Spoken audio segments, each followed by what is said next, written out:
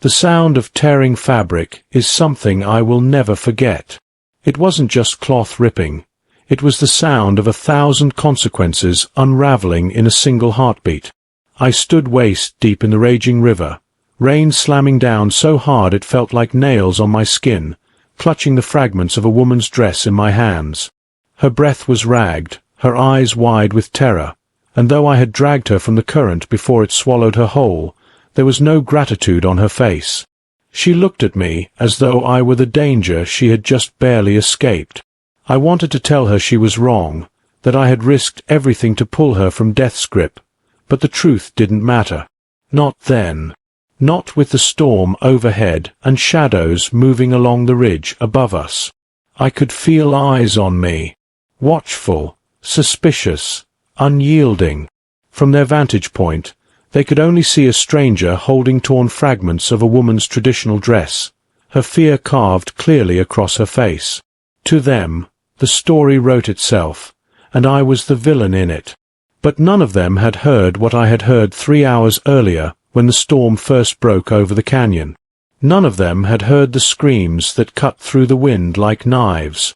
Human screams, not animal cries, desperate and raw. That was why I hadn't turned back to my ranch house like a sensible man would have when the sky turned black and the trees bent nearly in half beneath the gale. That was why I had driven my horse into the heart of the tempest, following the voices until I found the river swollen and violent. That was where I saw her, struggling against the current, her long dark hair tangled in the foam, her ceremonial dress pulling her under with every second that passed. I didn't think. I never do in moments like that. My body moved before my mind caught up. One moment I was in the saddle, the next I was plunging headfirst into the freezing water, the storm hitting me like a hammer. The river seized me instantly, dragging me downstream, spinning me, battering me against hidden stones. Years of ranch work had built muscle and endurance, but even so, I felt the current's strength threatening to tear me apart. She was nearly gone when I reached her.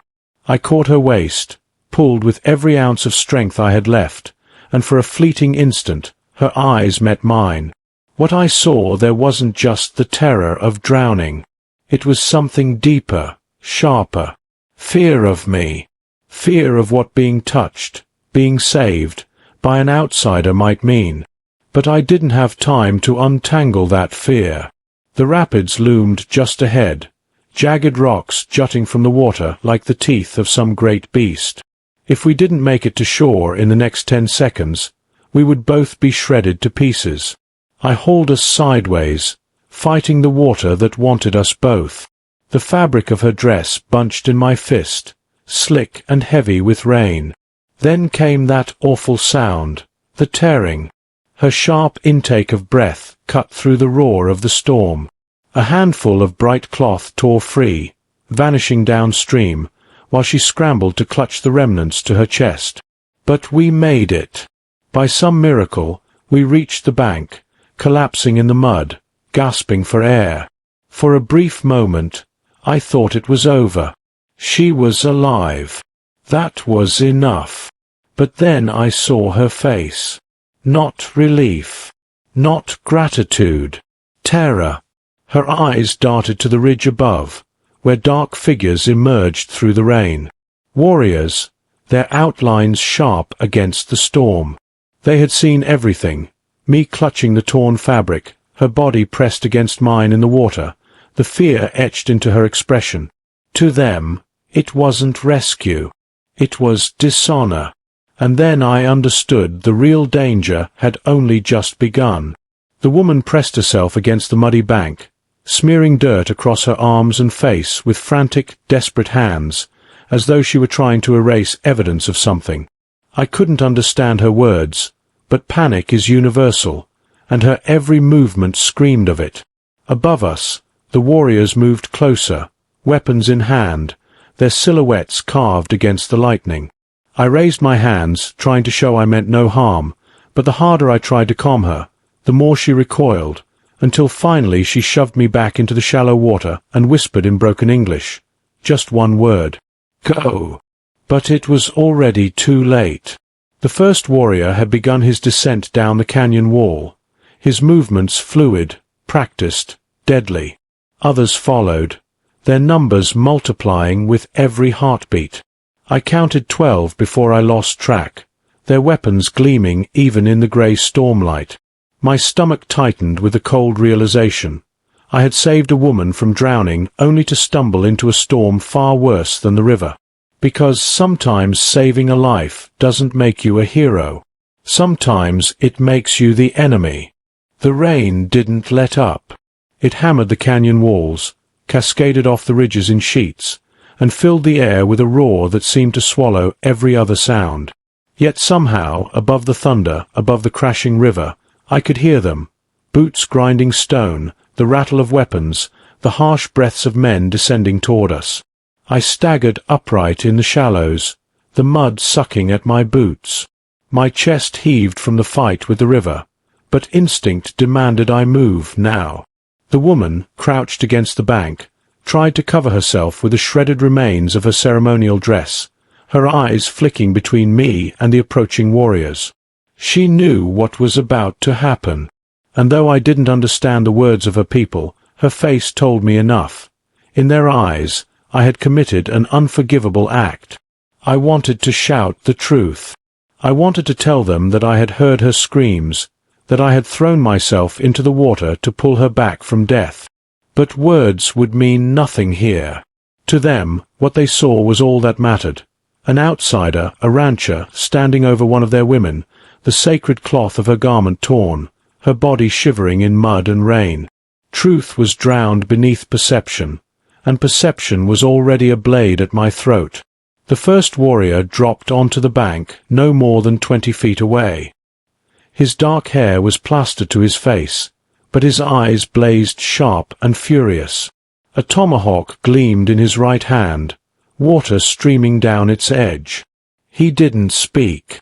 He didn't need to. His gaze flicked from me to the woman, then to the strip of fabric still clenched in my fist. That was all the evidence he needed. I let it fall. The soaked cloth slapped against the mud, swallowed instantly by the filth. I raised both hands slowly, palms out, rain coursing down my arms. But if I thought the gesture would slow them, I was wrong. Another warrior landed beside him, then another and another, until half a circle of armed men closed around us. The storm had driven them into shadow, but lightning carved their shapes clear, every muscle taut, every weapon raised. The woman whispered something, urgent, pleading, but her voice cracked against the rain.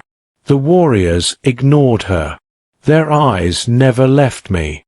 One stepped forward, lifting his weapon slightly higher, and I felt my muscles coil in response, my heartbeat pounding in my ears. I didn't want to fight. God knew I didn't want one. But when 12 armed men mistake you for a predator, their belief is as deadly as any truth. The leader pointed to me, barked an order, and 2 men advanced. My breath hitched, and I took a step back, my heel sliding into the river mud. That was all it took, the smallest motion born of fear, and they charged. The first swung his tomahawk, the arc cutting through the rain. I dropped instinctively, the blade missing my skull by inches. Mud splashed into my eyes as I lunged sideways, shoving against the second man's chest. He stumbled, but not far enough.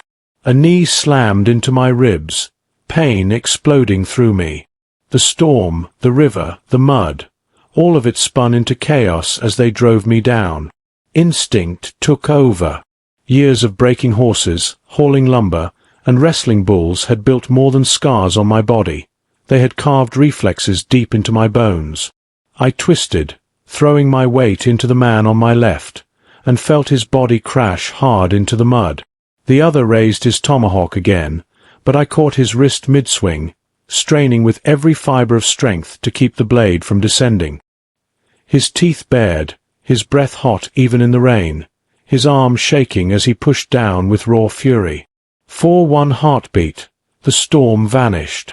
All that existed was the gleam of steel and the certainty that, if my grip slipped, I would die in the mud, my blood mixing with the rainwater that already pooled around us. And then, through the haze, I saw her. The woman. She hadn't run. She hadn't slipped away when she had the chance. She stood there, clutching the remnants of her dress to her chest, her face pale and unreadable. Her people surrounded us, yet she didn't call out to them, didn't condemn me. She simply stared wide-eyed, as though she herself wasn't sure what I was. Savior or predator? Hero or danger? The tomahawk blade shifted closer, my arms trembling. My strength faltered. Then lightning struck the ridge behind us, a crack of white fire splitting the sky, and every man flinched. It was enough. I drove my forehead into the warrior's jaw. He reeled backward, weapon slipping from his grasp, and I staggered to my feet, blood pounding in my temples. The circle tightened.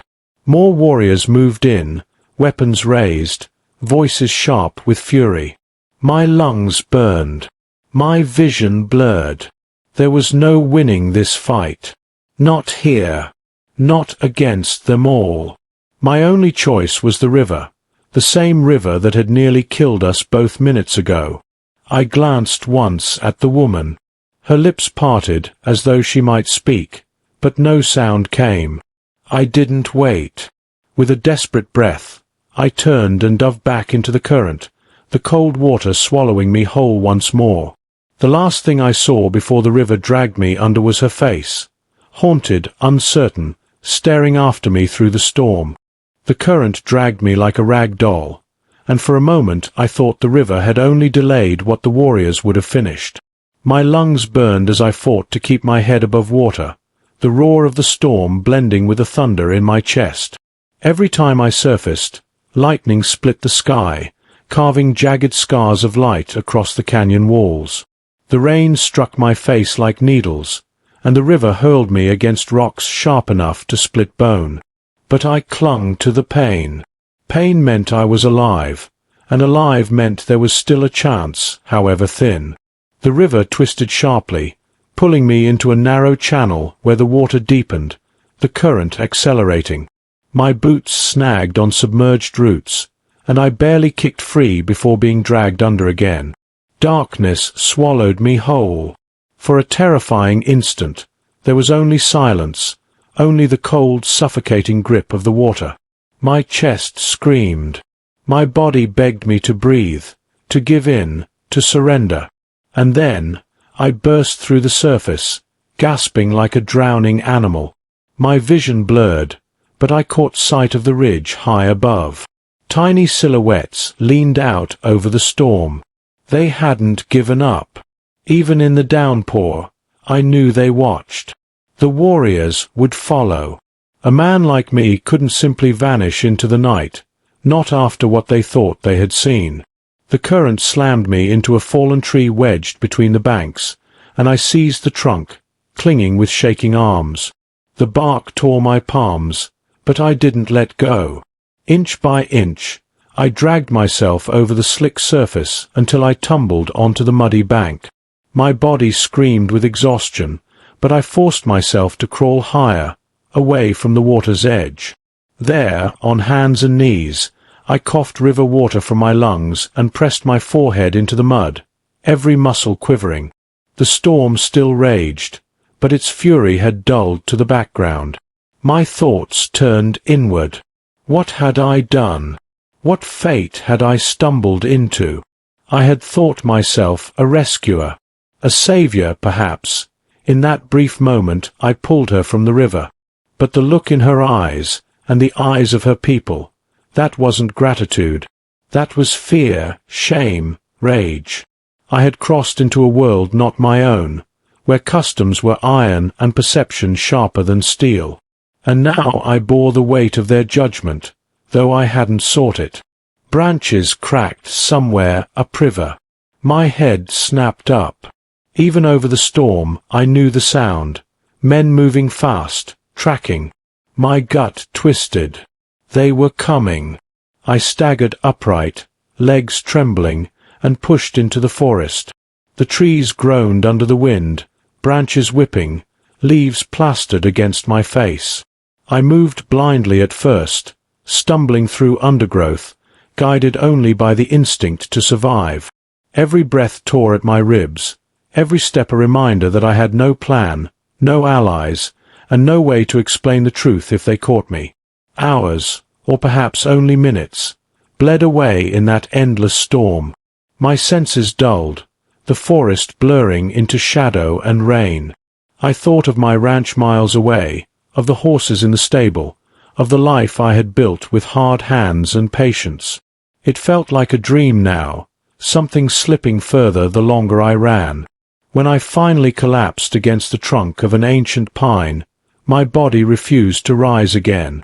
I pressed a hand to my ribs, wincing at the sharp stab of pain. Something was cracked, maybe broken. The rain had thinned to a steady drizzle, but the night was darker than pitch.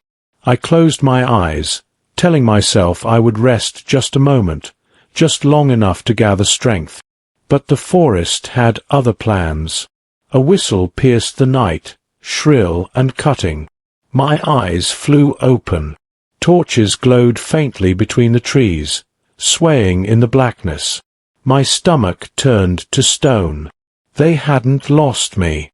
They had tracked me here. I forced myself up, biting down on the groan that wanted to escape. Every movement was agony, but I stumbled forward, deeper into the trees, weaving between roots and fallen logs.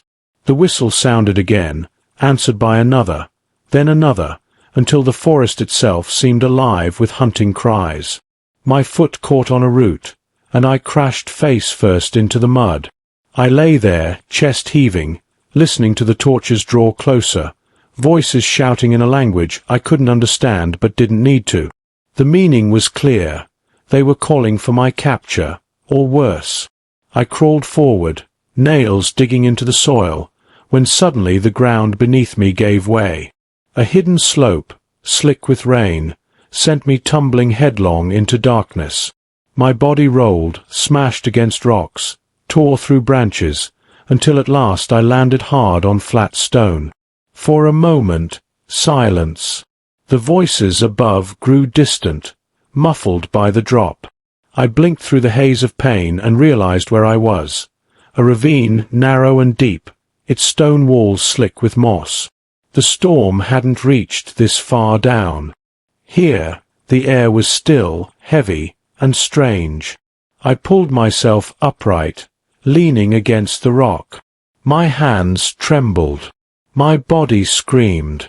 Yet some instinct told me I had been granted a reprieve. The warriors couldn't follow me easily into this hidden place. Not yet. But relief never lasted long. For as I staggered deeper into the ravine, the faint glow of firelight flickered ahead. And with it, the murmur of voices. Not the warriors. Something else. And that was when the true dread settled in. Because sometimes fate doesn't chase you. It waits ahead, patient, inevitable, ready to greet you in the dark. The flicker of firelight wavered against the stone, faint but steady. I froze where I stood, one hand pressed to the ravine wall, breath caught in my throat. My first thought was of the warriors, that somehow they had cut me off, circling through some hidden path, and now waited to finish what the river had failed to do. But the voices were wrong. They weren't the sharp, guttural shouts of hunters in pursuit. These tones were softer, lower, almost chanting. The sound carried a rhythm, rising and falling like the tide. The firelight danced with it, throwing strange shadows against the rock. I should have turned back. I should have forced my battered body to climb the slope, even if it meant bloodying my hands on the stone. But some pull stronger than reason drove me forward. Perhaps it was exhaustion, perhaps madness, or perhaps the simple truth that I had nothing left to lose. The ravine narrowed, the stone pressing close on either side until I could barely fit through. My shoulders scraped moss, the damp air clinging thick against my skin. And then, suddenly, the space opened. I staggered into a hollow unlike anything I had seen before. The walls curved upward into a dome of stone, slick with age, as though the earth itself had hidden this chamber for centuries. At the center burned a fire, its flames steady despite the damp, casting long shadows across carvings etched into the rock. Lines, circles, figures, symbols I couldn't understand, but that seemed to pulse with meaning just beyond my grasp. Around the fire sat 3 figures. Not warriors, not hunters, elders. Their hair was silver, their faces carved with the deep lines of time, and their eyes, when they lifted them to me, were black pools that did not flinch. They did not cry out. They did not reach for weapons. They only watched. I stumbled back a step, instinct screaming that I had trespassed into something sacred, something forbidden. My lips parted, but no words came. What could I possibly say? One of the elders spoke, his voice low and steady. I didn't understand the words, but the weight of them settled on me like stone. He gestured, not angrily, not threateningly, but with a strange calm toward the fire, toward the empty space beside it.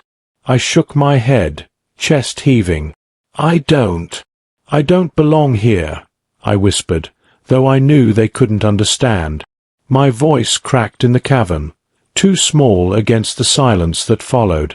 The woman's face flashed in my mind, the look she had given me before I dove back into the river. That haunted, uncertain stare. Somehow, I felt it tied to this place, to these elders, to whatever this chamber meant. The second elder rose slowly, his movements deliberate, ceremonial almost. From the folds of his robe, he drew a small bundle wrapped in leather. He unwrapped it with care, revealing a carved piece of bone strung on a cord.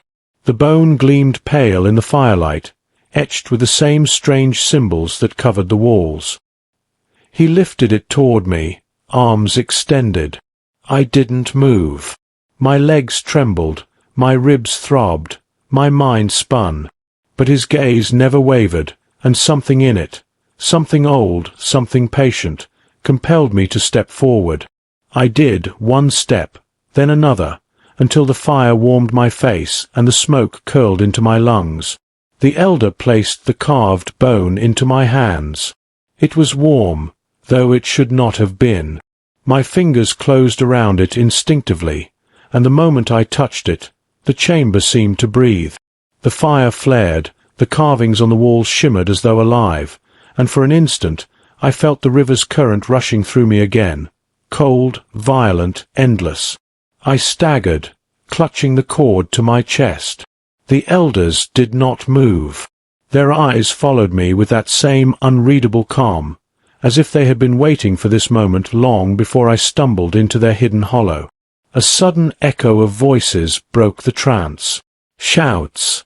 The warriors. Their torches bled light into the ravine, their footsteps striking stone. They were close.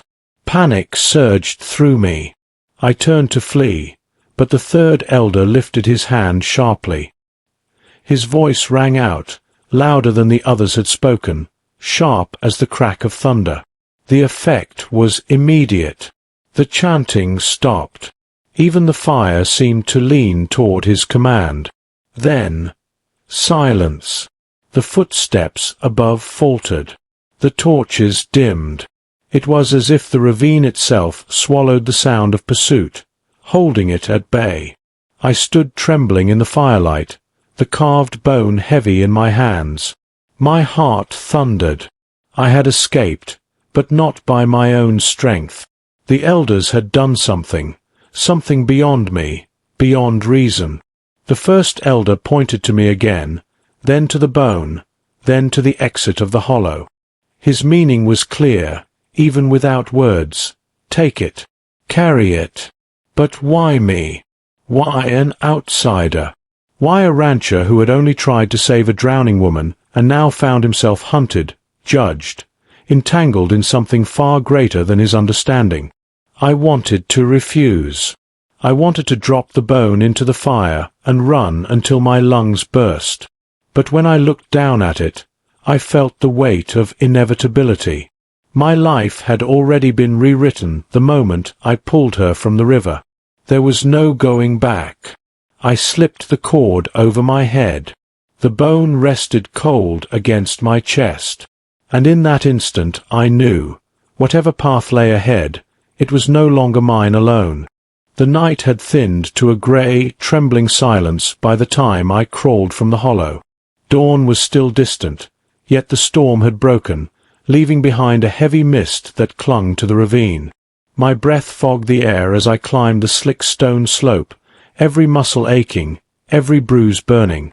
The bone hung cold against my chest, its edges sharp enough to remind me with every movement that I carried something more than a trinket. I touched it once, briefly, as if to reassure myself it was real. It was too real. When I reached the top, the forest spread before me, dark and dripping. For a moment I thought I was alone, that perhaps the elder's strange command had silenced the pursuit for good. But then a twig snapped in the undergrowth, sharp as a gunshot.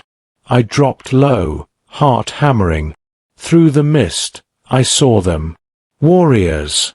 Half a dozen, crouched like shadows between the trees. Their faces were streaked with ash, their weapons glinting faintly in the dim light. They hadn't seen me yet, but they were searching, methodical, their torches reduced to smouldering embers so as not to betray them. I slipped back into the cover of the trees, moving as quietly as my battered body allowed. The ground sucked at my boots, mud thick from the rain, and every step threatened to betray me. Still, I pressed on, guided by a desperation I couldn't name. And then, I heard it. Not the warriors. A softer sound. The crack of a branch, the rustle of fabric, the low intake of breath. I turned sharply, my hand going instinctively to the knife at my belt. She stood there. The woman from the river. Her dark hair clung to her shoulders, heavy with rain. Her dress was torn, her arms marked by bruises that hadn't been there before. She froze when our eyes met, her chest rising and falling like a trapped bird's. For a long, suspended moment, neither of us moved. I lowered the knife first. Slowly, carefully. Her gaze flicked to my chest, to the bone that hung there. When she saw it, her lips parted in a soundless gasp. Fear, or recognition. She whispered something I couldn't understand, a single word, repeated twice. Her voice trembled, but there was power in it, like the echo of the elder's chants. She stepped closer, reaching out as if to touch the bone, then stopped short, her hand hovering in the mist. I shook my head. "I don't know what this means," I said, my voice rough. "I didn't ask for it." She didn't answer. Instead, she looked past me, eyes widening. My gut tightened. I turned just as a warrior burst from the undergrowth, his spear raised. Instinct took over. I tackled him before he could strike, the impact jarring my ribs so hard I thought I'd black out. We rolled in the mud, his strength pressing me down, his hands clawing for my throat. I caught his wrist, twisted, and drove my knife into the soft place beneath his arm. He gasped, his grip faltering. I shoved him off, staggering to my feet, chest heaving. The woman hadn't run. She stood rooted, her eyes locked not on me, but on the warrior as he writhed in the mud. She murmured something under her breath, a string of words too fast for me to catch. Her hands lifted slightly, trembling. The warrior's body went still, not the stillness of death, but of paralysis. His eyes darted, wide with terror, his chest heaving, yet his limbs refused him. A chill swept through me. She looked at me then, her face pale in the dim light, her eyes sharp with something I couldn't read. Not gratitude. Not exactly. Something older. Something binding. Another shout split the forest. More warriors. Too many. She seized my wrist with surprising strength. "Come," she whispered, English this time. Her accent was heavy, the word broken but clear. Shock rooted me for an instant. She knew my tongue. She had known all along. But there was no time to ask how or why. She pulled me into the trees, our footsteps muffled by moss, our breaths ragged in the mist. Behind us, the forest erupted with pursuit. Voices, whistles, the crack of branches. We ran until my lungs burned, until my legs threatened to buckle. She never loosened her grip. At last we stumbled into a clearing where the mist thinned and the forest opened to reveal a wide stone outcrop. From here the land stretched into shadowed valleys, rivers like black veins cutting through the earth.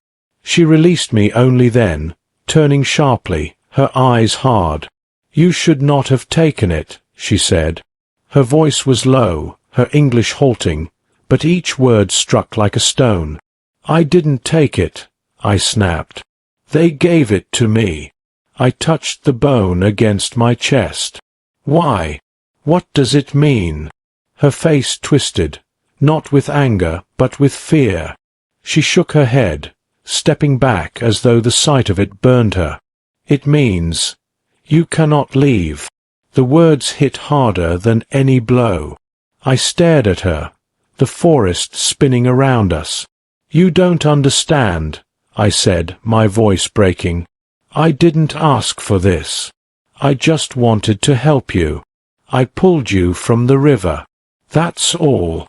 Her eyes softened for just a heartbeat, and I thought I saw a flicker of the girl I had dragged from the current, the one gasping for breath, water streaming from her hair, her eyes wide with life. But it vanished as quickly as it came. "They will not stop," she said. "Not until it is done." She glanced toward the valley, where faint torches now pricked the darkness. "Not until you are theirs." My blood ran cold. The warriors were closing in. The woman stood before me, caught between fear and resolve, her gaze fixed on the bone that bound us both. And for the first time I realized the truth. I wasn't just running from them anymore. I was carrying something they would kill, or die for. And the only person who could tell me why was her. The valley swallowed us whole. For hours we moved in silence, the mist curling around our shoulders, the cries of hunters echoing faintly behind us. The woman's grip on my wrist had loosened, but she still walked ahead as if she alone knew the path, glancing back only when the ground grew treacherous. I wanted answers, needed them, but my throat was raw, my body too battered to demand anything yet. So I followed, stumbling when the terrain demanded, forcing myself onward because stopping was no longer an option. The bone pressed cold against my chest with every step, like a brand marking me. When the first light of dawn filtered through the trees, we paused near a stream. I collapsed beside it, plunging my hands into the icy water, drinking greedily. The woman knelt a few paces away, washing blood from her arm where the brush had cut her. For a long while, only the rush of water filled the silence. At last I spoke. "You knew my language all this time." Her hands stilled, but she didn't look at me. "Not all," she said slowly. "Enough. Enough to lie. Enough to keep me in the dark." My voice was harsher than I intended, but exhaustion had stripped away restraint. "Why?" She raised her head then, her eyes heavy with something I couldn't name. Guilt? Pity? No, something sharper. Because words are weapons. And you are not ready. I laughed bitterly, though the sound scraped my throat. Not ready? I've been beaten, hunted, nearly drowned, dragged through a storm and handed. I yanked the bone from beneath my shirt, holding it up between us. This damn thing. If not now, then when? For the first time, she flinched. The bone caught the morning light, its etched symbols burning pale as frost. She whispered a word in her tongue, soft, reverent, as though even seeing it exposed wounded her. "It is not a gift," she said finally. "It is a burden. A chain. Once it chooses, there is no return." "It didn't choose me," I snapped. "Those old men in the cave did." Her gaze locked on mine, steady and unyielding. "They only revealed. The choice was made long before." The words struck something deep in me, though I didn't understand why. I dropped the bone back against my chest, shivering despite the sun breaking through the trees. "Then tell me what it means," I said. My voice dropped low, not pleading, but close. "Why me? Why now?" She hesitated, her lips parting and closing again. Then she shook her head. "Some truths. Dangerous. To you. To me. To all."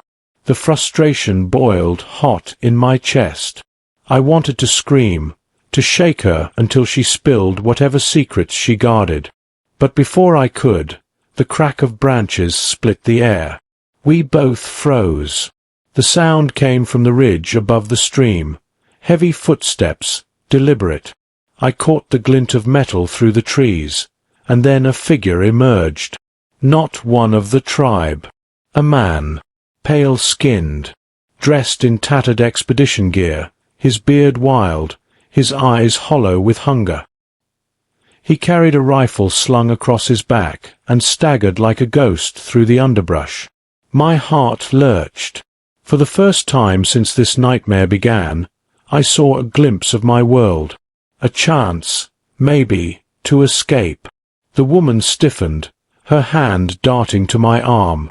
"No," she hissed. But I was already on my feet. "Hey!" I called out, my voice cracking. "Hey, over here!" The man's head jerked up. His eyes widened as he saw me, and he stumbled forward, a half-laugh, half-sob tearing from his throat. "God! Thought I was the only one left." The woman stepped between us, her body taut as a drawn bow. Her gaze was fixed not on him, but on the rifle across his back. He stopped a few feet away, panting, staring between us with wild eyes. You're not with them," he gasped. "With who?" I asked, though the answer was obvious. "The tribe," he whispered, voice breaking. "The ones who hunt, who kill," he shuddered, wiping sweat from his brow. "They wiped out the whole party. Do you hear me? Everyone. Gone. I've been running for days." My stomach turned to stone. An expedition. Of course. That explained the boots, the ash, the endless pursuit. I wasn't the first outsider to stumble into their world. I was just the first still standing. The woman's eyes never left him. "He lies," she said flatly. "I don't think so," I muttered, but doubt gnawed at me.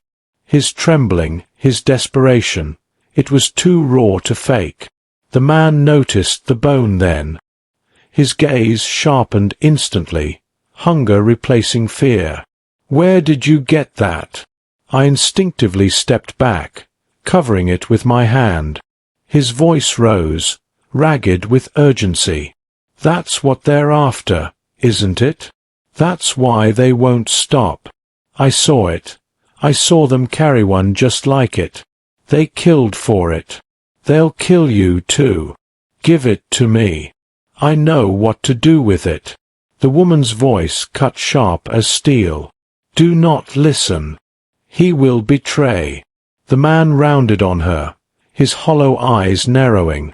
"She's one of them, can't you see? She'll lead you right back into their jaws. You think she's helping you? Look at her. She knows what that thing means. And it terrifies her." The world tilted between them. Two voices pulling me apart. Hers, fierce and secretive, his, desperate and familiar. Both certain, both wrong, both right. "Stop," I said, my voice shaking. "Just stop." But they didn't. Their words clashed like blades, each cutting into the fragile thread of trust that held me upright. My hand went to the bone again, its weight unbearable. And in that moment I understood. It wasn't just the tribe that wanted it.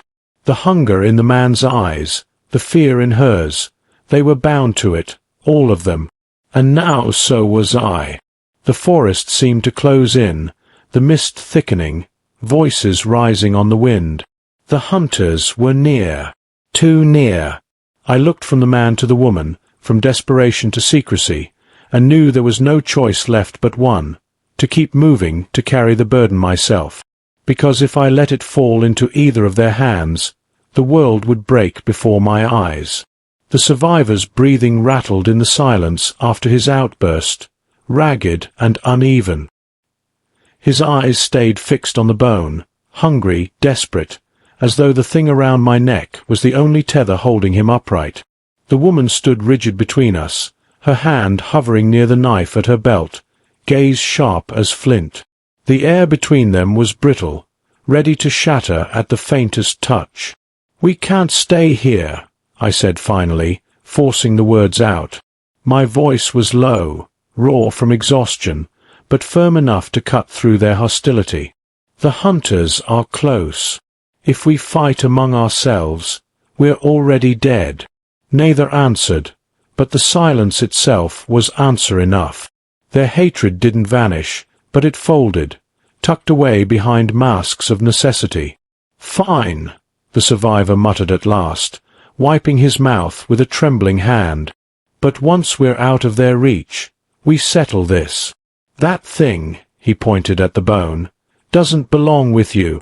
The woman bristled, but said nothing. Instead, she turned and started up the ridge, moving fast, forcing us both to follow. The climb was brutal. Roots snagged my boots, loose stone crumbled beneath every step, and the wound on my ribs throbbed with each breath. The man stumbled often, weaker than he tried to appear, while the woman never faltered. She seemed carved from the very rock, tireless, driven by something far stronger than survival. By midday, we reached a plateau where the forest thinned. From here, the valley stretched endless and green, the river glinting like a blade below. Smoke rose faintly in the distance. Signals, perhaps, or camps. Too close. Always too close. We rested beneath a cluster of twisted pines. The survivor collapsed onto the ground, clutching his stomach, sweat dripping from his beard. I lowered myself beside him, trying not to groan as pain ripped through my side. The woman remained standing, her eyes scanning the horizon, always watching. "What's your name?" I asked the man finally. He blinked, as though the question was foreign after so long without speech. "Ellis," he said hoarsely. "Dr. Robert Ellis. Archaeologist." The word struck something deep. Archaeologist. Suddenly the expedition made sense. Not hunters, not wanderers. They had come searching, digging. The woman turned sharply at the word, her jaw tightening. "Thief," she spat. Ellis barked a broken laugh. "Thief? Lady, I've been starving in these woods for weeks. I'm no thief. I'm a scholar. We came to study. To uncover. That's all. To steal," she repeated coldly. Ellis leaned forward, glaring at her. "Do you even know what you're sitting on out here? Do you have any idea what this valley is? The carvings, the artifacts. It's a history older than memory itself. And you hoard it. You hide it." The woman's eyes burned. "It is hidden because it must be. Because men like you take until nothing is left." Their words clashed like hammer and stone. I pressed my palms against my skull, trying to block them out, but their voices only rose. Finally I snapped. "Enough. Both of you!" My shout echoed through the pines, startling birds from the branches. "We don't have time for your arguments. The only thing that matters is surviving long enough to figure out what the hell this is." I yanked the bone from beneath my shirt, the cord biting into my neck. The moment I held it aloft, silence fell. Not just between us. The entire forest hushed.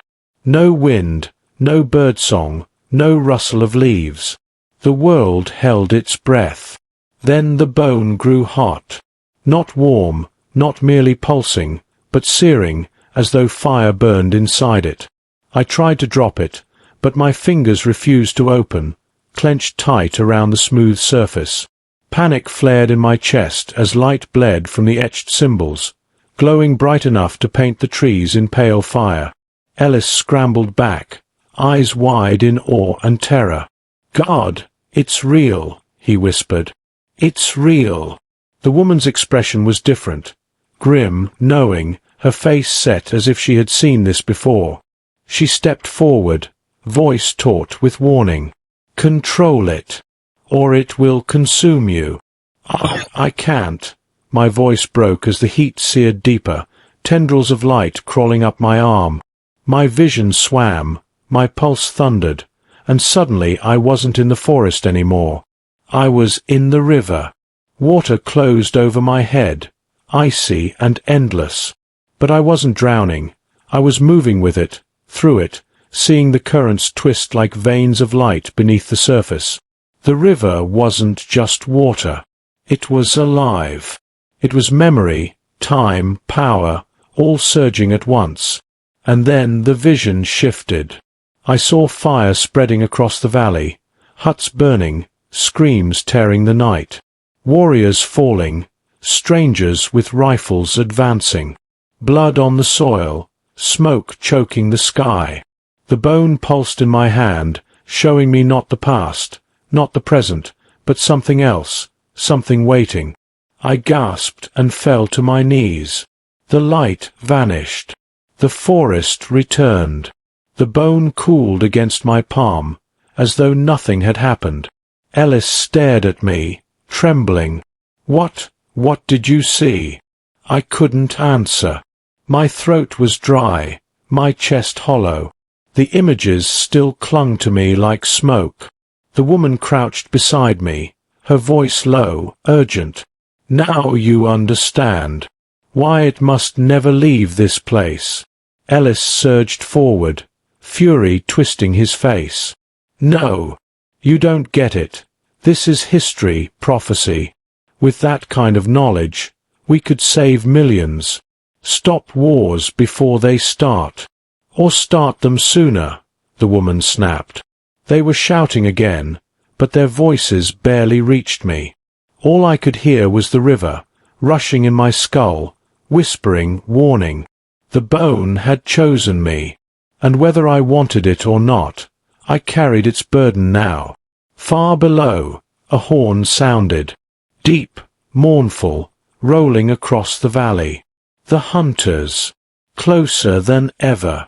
Our fragile truce shattered under the weight of their pursuit. But for the first time I realized the truth. It wasn't them I feared most. It was the thing I now carried inside me. The horn's echo rolled through the valley, deep and mournful, carrying farther than any human voice could. The sound crawled into my bones and settled there, heavy as stone. Somewhere far below, 100 feet were moving toward us, relentless as the tide. We didn't speak. We just ran. The woman led the way, cutting through the pines with the precision of someone who knew every twist of root and slope of earth. Ellis stumbled often, his body frail, his breath wheezing. I stayed close behind him, half out of instinct, half out of the grim understanding that without my arm at his back, he wouldn't last an hour. By dusk we reached the mountain wall. The forest ended in cliffs that rose sheer into the sky, jagged teeth gnashing against the clouds. The woman didn't hesitate. She veered toward a narrow cut in the stone, a pass barely wide enough for 2 men abreast. "Their horns will follow us in here," I warned, but she shook her head. "They won't enter at night," she said. Ellis barked a laugh between gasps. "Superstition. That's all this is." But when the sun sank and shadows flooded the pass, I understood. This wasn't ordinary stone. The walls were carved.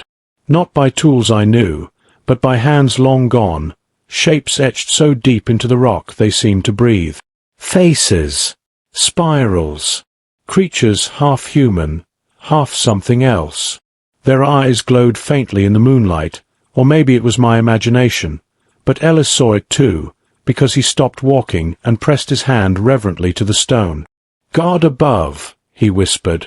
"It's older than Mesopotamia, older than Egypt. This is the source. The heart." The woman yanked him away. "Keep moving." But he wasn't wrong. Every step deeper into the pass was a step into another world, a place untouched by time, where the earth itself seemed alive. The bone around my neck thrummed softly, as though it recognized the carvings. Or they recognized it. That night we camped in a hollow between the cliffs. No fire. We didn't dare. We ate roots and bitter leaves the woman scavenged, and I tried not to taste the soil still clinging to them. Ellis muttered to himself the whole time, his words a mix of awe and fever. "This proves everything. The myths, the fragments. The elders weren't just priests. They were record keepers. They encoded history here, in these walls. If I can map it, translate it, we'll know what they knew. We'll see the future." The woman cut him off with a glare. "The future is not yours to see." Her words echoed in me, because I knew she was right. The vision I'd had still clung to my skull like smoke. Fire, blood, rifles. A valley burning. And the bone at the center of it. When sleep came, it was no mercy. I dreamed of water again, but not the river. An ocean. Endless, black, alive with storms. In its depths, shapes moved, vast, ancient, watching me. And then the sky cracked, and I saw Ellis, his hands wrapped around the bone, his eyes glowing with that same terrible light. Behind him, the woman stood bound, her mouth open in a silent scream. I woke drenched in sweat, gasping, the bone ice-cold against my chest. At dawn, we moved again. The pass narrowed until we were forced single file. Above us, the cliffs leaned so close they nearly touched, blotting out the sky. The air was thick, humming with something I couldn't name. That was when we heard it. A low groan, like stone grinding against stone. The ground trembled beneath our feet. Ellis froze, his face white. "Did you feel?" The wall beside us shifted. Slowly, impossibly, a seam in the rock split open, revealing a dark passage beyond. Cold air spilled out, heavy with the smell of earth long sealed. The woman stiffened. "We should not enter." Ellis's eyes shone with fever. "We have to. Don't you see? It's opening for him." His gaze snapped to me. "For the bone. It's calling." And I knew he was right, because the cord around my neck was tugging, as though unseen hands pulled me forward. The woman grabbed my arm. Her grip was fierce. "If you go in there, you will not come out the same." My throat was dry. Maybe I already haven't. Ellis shoved past us before I could think. He plunged into the dark, his voice echoing with manic joy. "This is it. The heart of it all. We didn't have a choice." The hunter's horns sounded again, closer now, rattling the stone. If we stayed in the open, we'd be trapped. So we followed. The passage swallowed us whole. Inside was silence. Not the silence of night, but a deeper, heavier silence, as though sound itself had never lived here. Our footsteps echoed strangely, stretching too long, as though the walls twisted them. We emerged into a cavern so vast I couldn't see its ceiling. Pillars of stone rose like giants, their surfaces covered in the same symbols as the ravine. But these glowed faintly, pulsing like veins filled with light. Ellis dropped to his knees, weeping. "It's real. It's all real." The woman drew her knife, her knuckles white. "This place is death." The bone pulsed against my chest, harder, faster, until it matched the rhythm of my heart. My vision blurred at the edges, and once more the world tilted.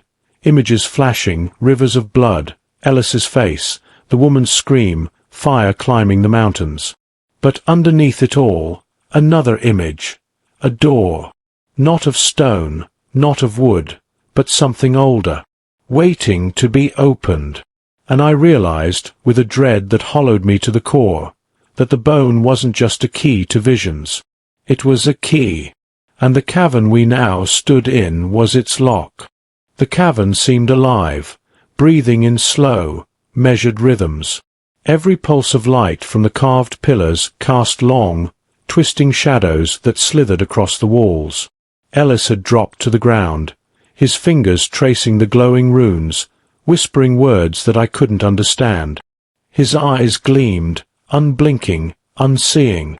It was as if the bone had tethered itself directly to his mind, pulling him into a vision he no longer controlled. The woman's grip on my arm was iron. "We can't let him touch it," she hissed, her voice trembling. Her eyes flicked nervously to the far end of the cavern, where the glow seemed strongest, a soft golden haze pooling like liquid sunlight on the stone floor. I felt the bone tug again, sharper this time, burning against my chest. It wasn't just a weight or a relic anymore. It was a command. Ellis moaned, his voice rising, echoing in the vaulted chamber. "It calls to me. It's mine. I can see everything." The woman tried to pull him back, but he swatted her hands away, laughing, a sound hollow and broken. "Step aside. You don't understand. This is the future. The past. Everything." The ground shook beneath our feet, small at first, then violent, as though the cavern itself resented his intrusion. Dust rained down in thin streams, and I heard the distant echo of rocks sliding in the passage behind us. The hunters were close, their horns sharp and cruel against the stone. I had no choice. I stepped between the woman and Ellis, trying to wrestle the bone from him, but it resisted, as though alive, tethering itself to both our wills. Sparks of light danced along the carvings, and the cavern seemed to pulse in time with my heartbeat. Ellis screamed, the sound ripping through the air, and in that moment I understood. The bone didn't just show visions. It amplified desire, obsession, intent. In the wrong hands, it could consume a man entirely. "Listen to me," I shouted over the roar of his frenzy. "It's not worth it. You'll destroy yourself, the cavern, everything." The woman lunged, knife raised, her movements precise, desperate. The air crackled around us. I realized then that the hunter's approach was irrelevant. They would arrive to witness the destruction, not prevent it. What happened in this cavern would decide all of our fates, before any external threat reached us. Ellis convulsed, eyes rolling back, the bone floating in a thin halo above his chest, tethered only by invisible threads. The symbols on the walls flared brighter, casting his face into grotesque relief. And then, with a final ear-splitting scream, the cavern itself seemed to inhale, a vast, hollow sound that pressed against our eardrums and rattled the very stones. For a heartbeat, everything stopped. Silence, heavier than any I had known. Ellis lay still, the glow dimming from the bone. The woman and I exchanged a glance, wide-eyed and trembling. We hadn't yet survived the bone, but we had survived the first test. Outside, I could hear the hunters finally breaching the passage, their footsteps thundering toward us. Whatever awaited beyond that stone door, we had no time left. The cavern had revealed part of its secret and part of its danger, but the final choice, the ultimate confrontation, still awaited. The ground trembled again, but this time it was not the cavern. It was them. The hunters had arrived, their horns echoing off the stone like cannon fire. Shadows spilled into the passage, jagged and alive, moving closer with every heartbeat. I could feel their presence even before I saw them, a suffocating weight that pressed on my chest. Ellis stirred, and the bone pulsed violently, like a heartbeat in the air, casting eerie golden arcs across the walls. His eyes were wild, luminous, and unseeing. He whispered, or maybe shouted, words I could not comprehend, yet they carried an unmistakable intent: claim, dominate, destroy. The woman tightened her grip on my arm. He won't stop. We have to act now. I lunged for Ellis, pushing him back, but the bone resisted, as though it were tethered to his very soul. Sparks of light shot across the walls, illuminating symbols I had never noticed before, writhing and shifting as though alive. The cavern itself seemed to respond to the bone's pulse, the pillars groaning and the floor trembling. Footsteps echoed behind us. The hunters. They spilled into the chamber in a wave, steel and determination in their eyes. But we weren't defenseless. The woman drew knives from her belt with lightning speed, her movements precise, deadly. I grabbed a torch and swung it, sending sparks into the air. The hunters froze, startled by the unnatural glow of the cavern, unsure whether to advance or retreat. Ellis let out a scream of rage, his voice bouncing off the walls, magnified and twisted. The bone floated higher, tethered by invisible threads, and a surge of energy shot out, throwing me to the ground. I struggled to rise, feeling the pull of the bone like a gravitational force. The woman dragged me to my feet, shouting in words I barely understood, her knife aimed at Ellis's chest. The bone pulsed again, and the cavern reacted. Stone pillars cracked, dust fell like rain, and a wave of heat rolled through the chamber. For a moment, everything froze. The hunters, Ellis, the woman, even the cavern itself. Then, with a single, overwhelming pulse, the bone shot a beam of light toward the ceiling, and the cavern shuddered violently, sending all of us sprawling. Ellis screamed again, his body convulsing, and I realized the truth.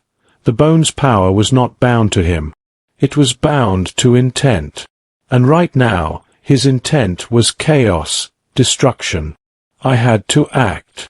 Summoning every ounce of strength, I lunged forward, grabbing the bone. The instant my hands touched it, a shockwave ripped through me, vision and sound collapsing into a single blinding torrent. I saw rivers of fire, forests ripped apart, the hunters falling in slow motion, and yet, through all the chaos, I felt the woman's hand gripping mine, pulling me back to reality. With a scream that felt like it would shatter my chest, I wrenched the bone from Ellis's grasp. The energy pulsed, then stilled. Ellis collapsed, unconscious, drained of the terrible force he had been feeding. The hunters, startled and fearful, took a hesitant step back, unsure of what they had just witnessed. The cavern was quiet now, but the air hummed with residual energy, like the heartbeat of a sleeping giant. The woman knelt beside Ellis, shaking him gently. "He's alive," she whispered. Relief flooded me as I looked around. The hunters were frozen, uncertain, waiting for something to happen. I raised my hands, the bone pulsing gently now in my grip. It wasn't gone, but it had obeyed my intent, not Ellis's. I realized then that the bone's power was dangerous, yes, but it could also protect, if wielded with purpose. And in that moment, our purpose was clear: survive, escape, and prevent anyone from using this artifact for destruction ever again. We had won the cavern, but the battle outside had only just begun. The cavern was quiet now, the oppressive pulse of the bone reduced to a soft, steady glow. Ellis lay unconscious, sprawled on the cold stone floor, and for the first time in hours I could breathe. The woman, whose name I finally learned was Lyra, stood beside me, her knife sheathed, eyes scanning the shadows for any sign of movement. The hunters had stopped advancing, hesitant, their own fear of the cavern's strange power keeping them frozen. I held the bone carefully, feeling its subtle hum against my palm. Its energy was alive, aware, but no longer tethered to Ellis's violent will. I realized that this object was not just a relic. It was a force that responded to intent. In the wrong hands, it could destroy entire regions. In the right hands, it could protect, enlighten, even heal. And I had just barely wrestled that control from chaos. Ellis groaned and stirred. Lyra moved to restrain him, her grip firm but not cruel. He opened his eyes slowly, confusion and fear flooding his expression. The power he had wielded now seemed distant, foreign, as if it had never belonged to him at all. For a moment, he looked at me, and I saw not just fear, but recognition of how close he had come to losing everything, how close he had been to obliteration. The hunters, now fully aware that the situation had shifted, began to retreat cautiously, their earlier aggression replaced by wariness. I knew we couldn't let them follow. If they discovered the bone or saw Ellis's transformation, there would be no end to the chaos. Lyra and I exchanged a glance, and without a word, we moved. We navigated the cavern carefully, avoiding the unstable pillars and glowing fissures, until we reached the outer passage where the light of the forest filtered in faintly. The outside world felt impossibly bright, almost hostile after the cavern's oppressive darkness. Ellis struggled to his feet, unsteady, and I realized that this ordeal had changed him, not just physically, but at the very core of his being. "Do you understand now?" I asked him quietly. "Power like that, it doesn't belong to one person. It demands responsibility, and it can consume even the strongest of wills if unchecked." He nodded slowly, words failing him, and I knew he had learned the lesson the hard way. Lyra stayed close, guiding him with steady hands, her own strength and resolve evident in every measured step. The bone remained in my grasp, a reminder of what we had survived and what we must protect. As we emerged from the cavern into the forest, the hunters disappeared into the distance, no doubt reconsidering the wisdom of interfering further. The air was crisp, carrying the scent of pine and damp earth. Sunlight broke through the canopy, painting the forest floor with patches of gold.